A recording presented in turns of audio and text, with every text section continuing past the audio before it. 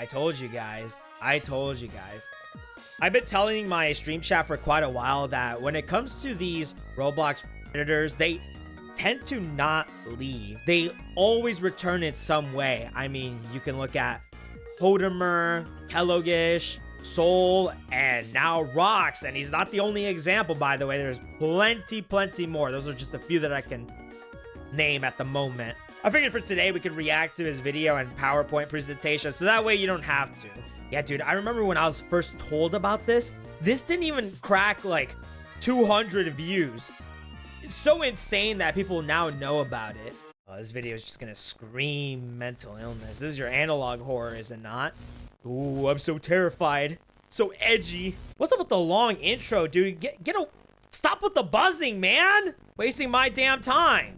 I don't know what I'm hearing in the background.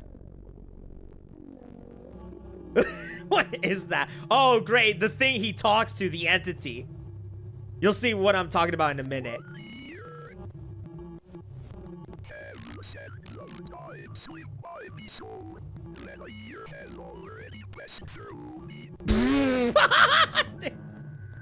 Look at that, man! He's all sad and whatnot.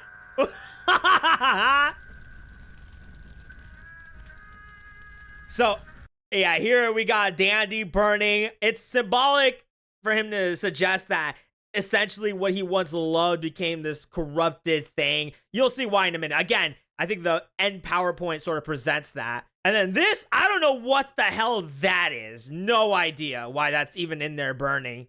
Some people allege it's Duck Adam, but even Rox himself said that wasn't it, so no clue.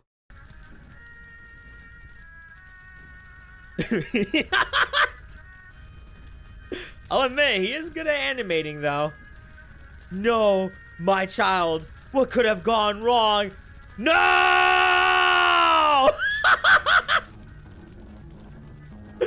Something needs to change. He's gonna take over.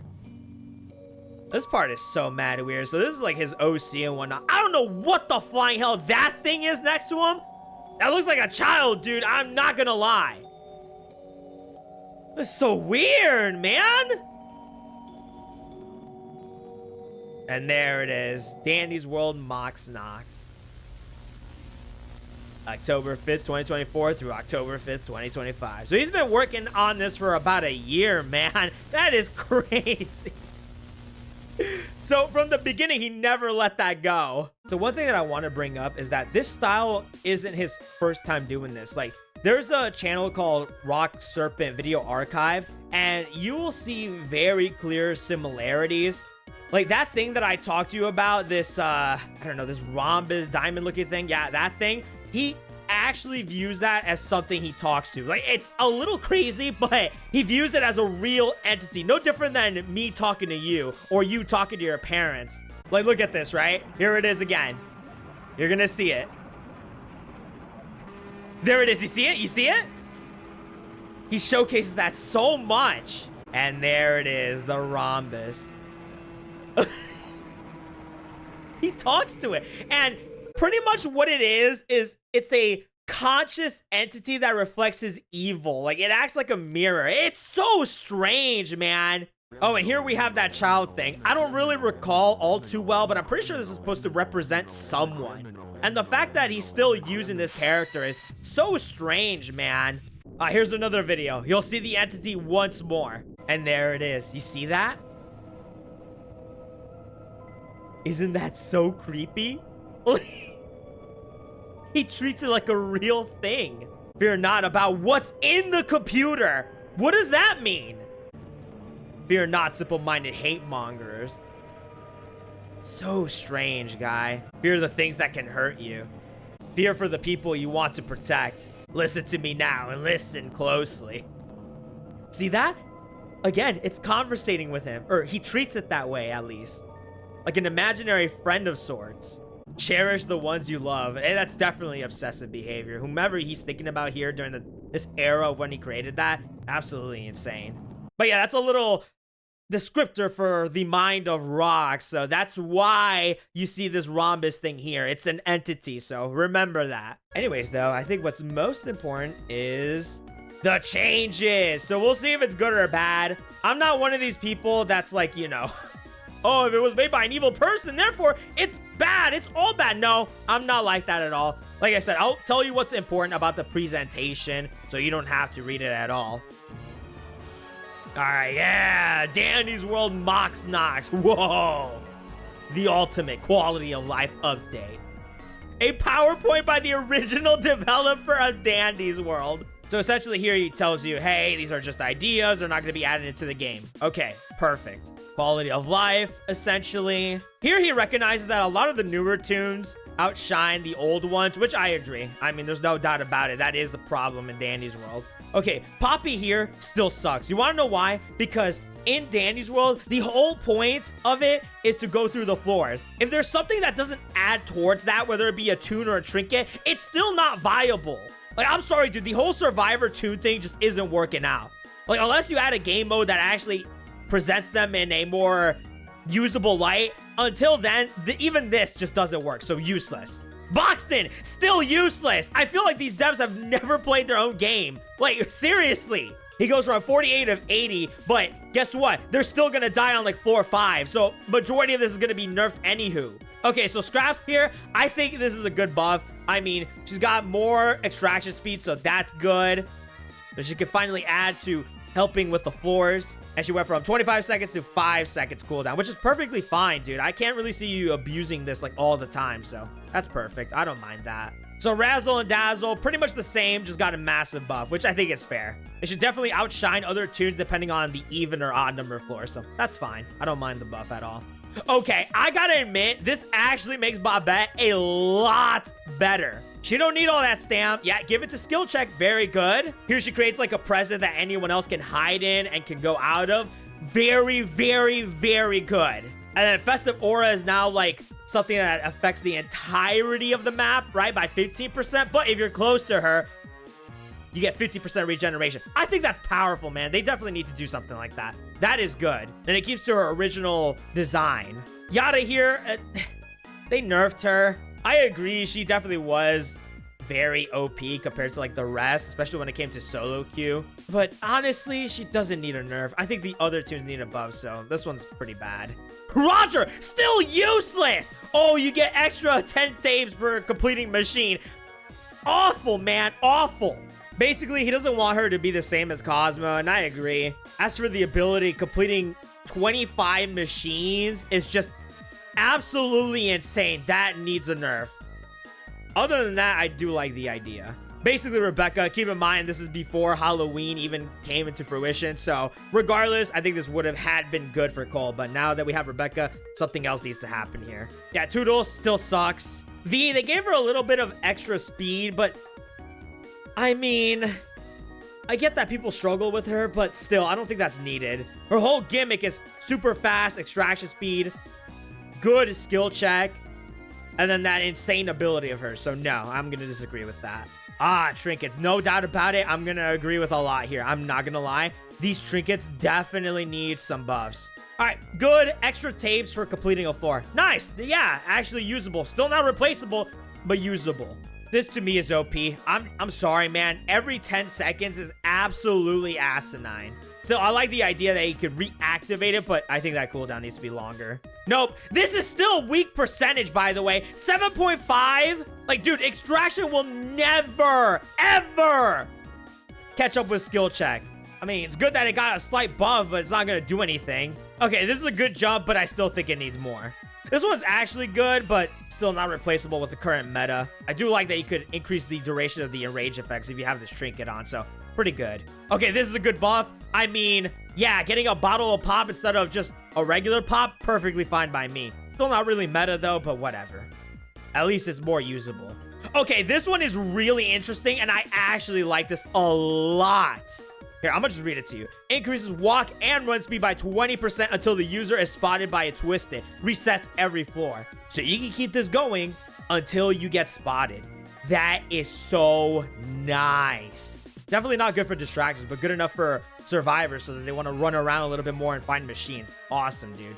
This one sucks. I mean, Yeah, it might be good for those that are trying to go to a floor, you know, bajillion million, but after that, it's just not good for the casual player, so it still stinks. Yeah, this is pretty good. I like it.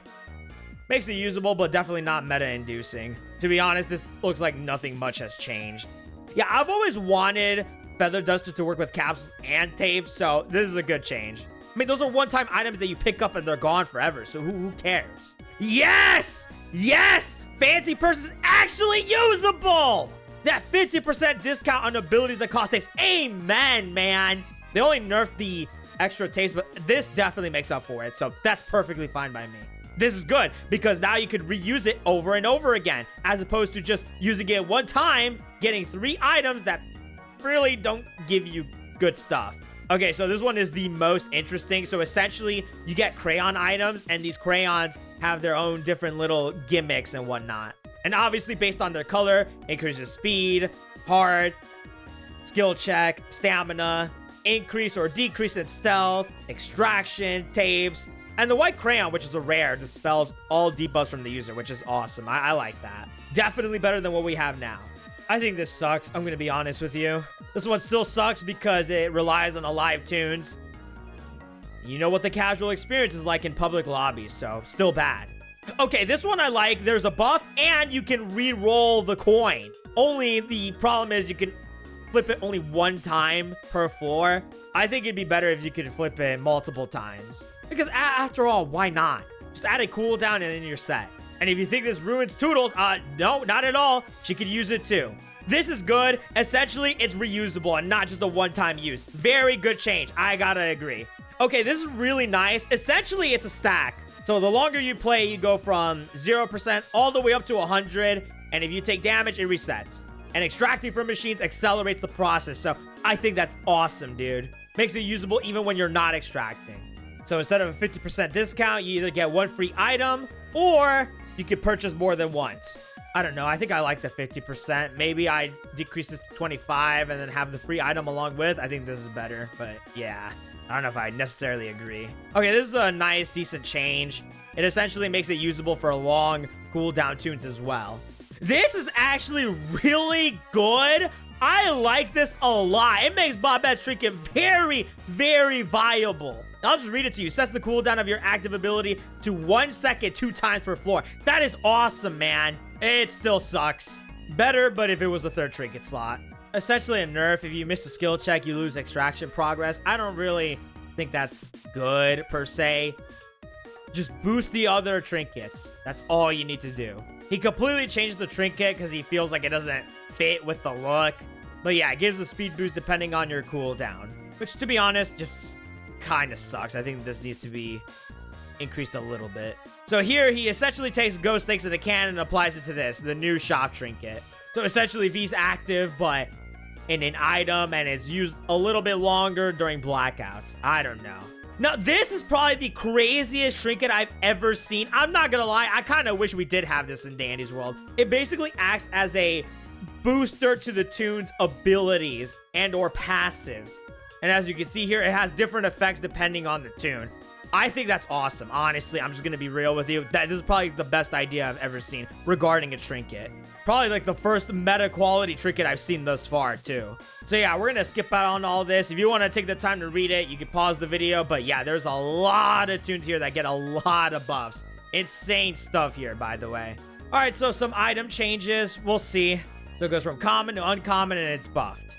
I don't know how I feel about that. Here it gets a massive boost from 10 to 50% for 3 seconds, but you can't eat it all at once, which I think is a fair trade. So this item gets a massive buff, skill check value by 0.5, plus an extra 5 seconds, and you could use it regardless of whether you're on a machine or not. So that way, in case you have this and you don't want it in your inventory, you can just waste it, which is fine. Enigma Candy, I gotta admit, dude, this is amazing. Permanently increase a stat of your choosing for 10% for the round. I gotta admit, that's good. I do. That is really good. But instead of rare, it goes to ultra rare, so not making it abusable. So these are the flares that are used. So if you have the flare gun, it gives you these items, and we already talked about that, so I don't agree. This is crazy. Heals all hearts and increases all stats by 25% for 20 seconds. Ultra rare, and it only in the Dandy shop. I gotta admit, it's actually pretty cool. All right, as it states, card changes. So from 45 to 100, I agree. This essentially makes it so that the card goes from rare to ultra rare tiers, which, yeah, I don't mind. That's pretty good. So instead of just one card that applies 10%, we got 2 cards. So that's 20%.